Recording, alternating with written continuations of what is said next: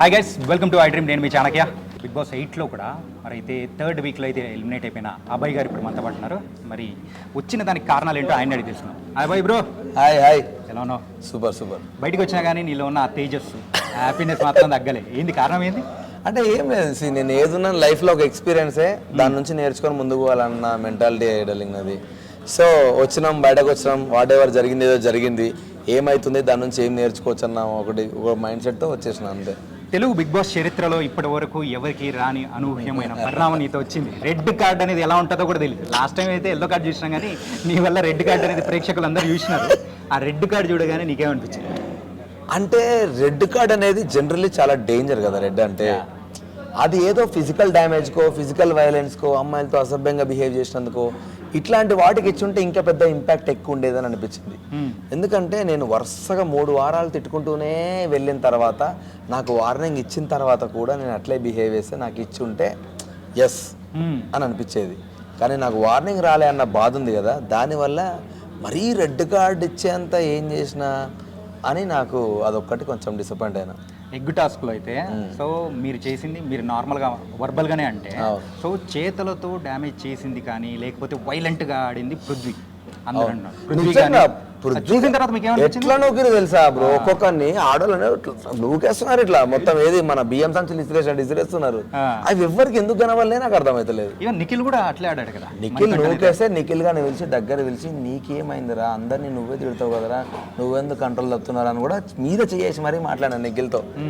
ఎందుకనంటే లేదు మమ్మ నాకు అని మళ్ళీ నార్మల్గా ఆడడం స్టార్ట్ చేసిండు.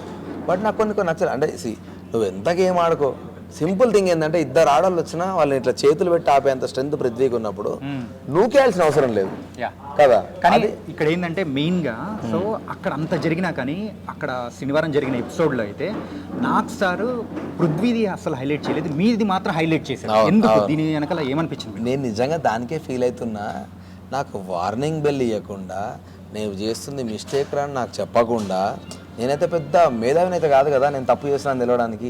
ఒక హంగర్లా, బాధల్లా, గేమ్ ఓడిపోయిన దాంట్లో మనం ఎన్నో మాట్లాడతాం. వన్స్ మనం మిస్టేక్ చేసినప్పుడు ఒక్కసారి నువ్వు పిలిచి నాకు వాళ్ళు చెప్పుంటే డెఫినెట్గా నేను అది రిపీట్ చేయకపోయాను. ఆ మాత్రం సెన్సెస్ అయితే నాకు ఉన్నాయి. మాట్లాడుతున్నప్పుడు ఏం మాట్లాడడం తెలియకపోయినా ఈ తప్పుడు అని తెలిసినాకైతే ఆపుకునే సెన్సెస్ అయితే నాకు ఉన్నాయి.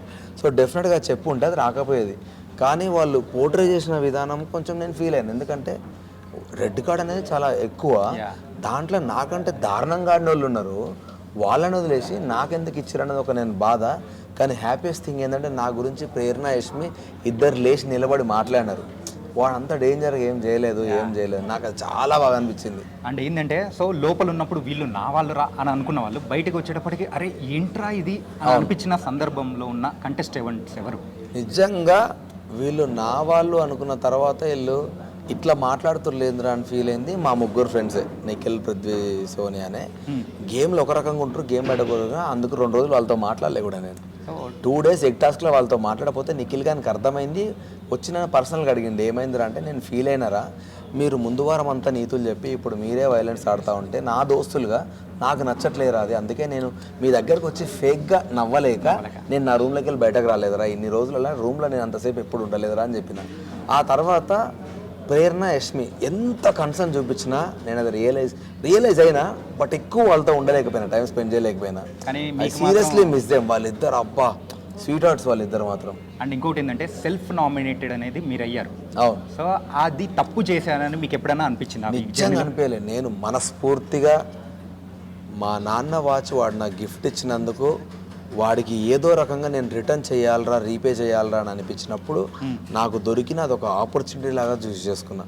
కానీ నేను అది చెప్తే ఏమైపోతుంది అంటే, ఆల్రెడీ అప్పటికే చెప్పిన హౌస్లో ఆదిత్య అన్న తిట్టిండు, నువ్వు అంత పెద్ద డేర్ ఎందుకు తీసుకున్నావు అంటే, అన్న నా రీజన్ ఇదన్నా, నాకు అంతకుమించి ఏం ఆలోచించలే, నాకు డాడీ కంటే ఎవరు ఎక్కువ కాదు. సోనియా అడిగింది, సోనియా కూడా ఇదే మాట చెప్పి, ప్లీజ్ నిఖిల్తో మాత్రం నేను ఎందుకు నామినేట్ చేసుకున్నాను, నాతో వానితో అనుకో అని చెప్పిన. అందుకనే వాడు ఎన్నిసార్లు అరే సెల్ఫ్ నామినేట్ చీప్ అని నా మీద జోకులు వేసినా కూడా ఎప్పుడు నేను అది కన్వే చేయలే వాడికి, ఎందుకంటే నాకు వాడు చెప్పడం నచ్చలేదు. సో నాకు మాత్రం మనస్ఫూర్తిగా దాని మీద రిగ్రెటే లేదు, దాని అస్సలు లేదు. సో ఆడియన్స్కి ఏదో నచ్చక పంపించారేమో అనుకున్నా, కానీ ఈరోజు కాకపోతే నచ్చింది రేపైనా వస్తుంది. కానీ ఒకవేళ నేను ఆడియన్స్ నాకు ఓటింగ్ చేసినా ఆ రెడ్ కార్డ్ ఆప్షన్ అయితే పోదు కదా. Red card is no way related to nomination. So ఆ రెడ్ కార్డ్ ఆప్షన్ ఏదైతే హైలైట్ అయిందో దానికి ఒకటే నేను ఫీల్ అయింది ఏంటంటే నాకు ఒక్కసారి వార్నింగ్ ఇస్తే బాగుండేది అన్నట్టు. యా అండ్ ఇంకోటి ఏంటంటే సో ఎన్టీఆర్ గారికి కూడా మీరైతే స్టోరీ వినిపించారని బాగుంది రామన్న యూత్ అప్పుడు Ramanna youth. And Devara movie release అవబోతుంది, ఏంటి దాని సంగతులు ఎలా అనిపిస్తుంది? బయటికి రాగానే విన్నారా ఏంటి? రాగానే ఫస్ట్ మా వాళ్ళందరూ ట్రైలర్ పెట్టారు, అమ్మ ట్రైలర్ ఎప్పుడు వచ్చిందని ఫస్ట్ చూసిన ఇట్లా ఈగర్లీ వెయిట్ చేస్తా ఉన్నా. అది నేను చాలా క్రేజీ అనిపించింది ట్రైలర్ చూస్తే, ఫాదర్ సన్ బాండింగ్ ఉన్నట్టుంది. నేను ఎక్సైటెడ్ ఉన్నా September 27 ఆ సినిమా చూడడానికి బయటకు వచ్చిందేమో నిజంగా. అండ్ వైల్డ్ కార్డ్ ఎంట్రీగా కూడా మీరు వెళ్తే బాగుంటుందని చెప్పేసి ప్రేక్షకులందరూ కూడా అనుకుంటున్నారు, వెళ్ళాలని కూడా. నిజంగా హానెస్ట్గా మీరు అనుకుంటే బరాబర్ వెళ్తా.